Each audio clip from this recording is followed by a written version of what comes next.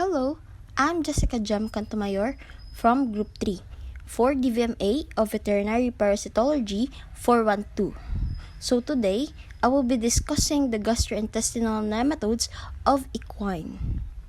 The materials used in the study are the following: gloves, cover slip, glass slide, test tube rock, rock salt, distilled or tap water, plastic cups, graduated cylinder, beaker, weighing scale, fecal sample, compound microscope, and the sieve.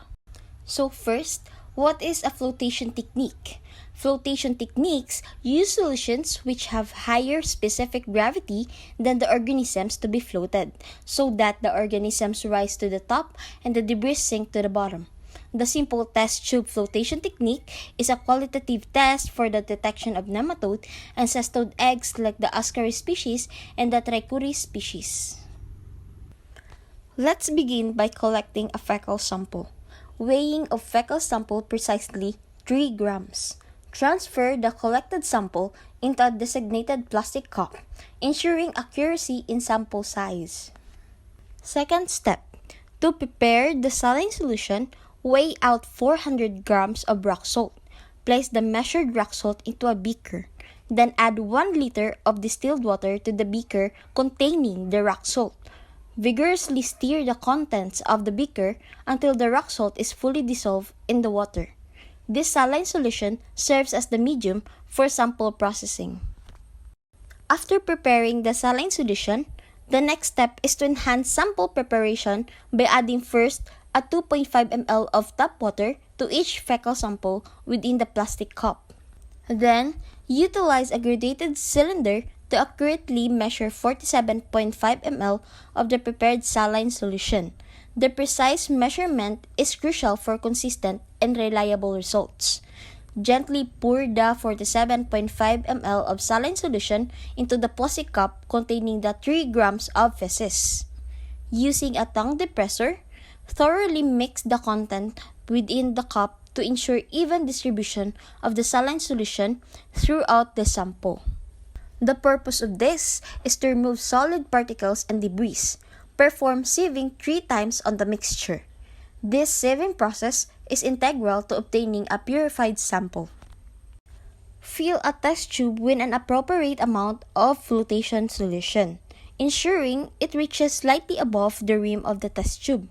The flotation solution is vital for the next step in the process. Carefully place a cover slip on top of the test tube filled with the flotation solution. Allow the setup to rest for a minimum of 20 minutes.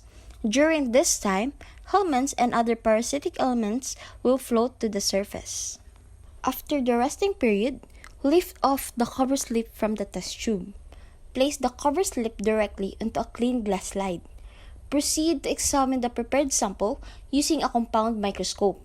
This microscopic analysis is the key to identifying and studying of roundworms and other potential parasites within the fecal sample.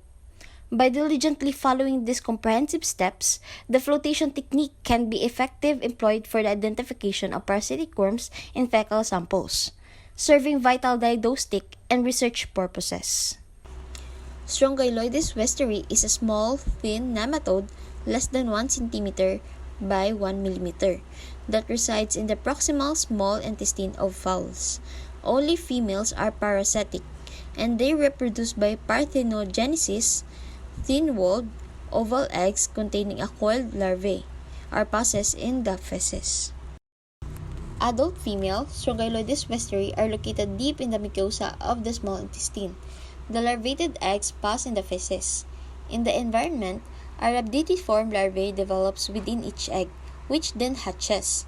The rhabditiform larvae from each egg can either molt twice, developing into infective third stage or filariform larvae, which is the homogonic cycle, or molt 4 times and develop into free-living adult males and females. These free-living adults can then produce rhabditiform larvae which molt twice, developing into the filariform larvae. Treatment of Strongyloides westeri associated disease in horses. The intestinal stages of the parasite are sensitive to ivermectin, which is 0.2 mg per kilogram, and oxybenzone, which is 15 mg per kilogram. There are no reports of anthelmintic resistance in this parasite.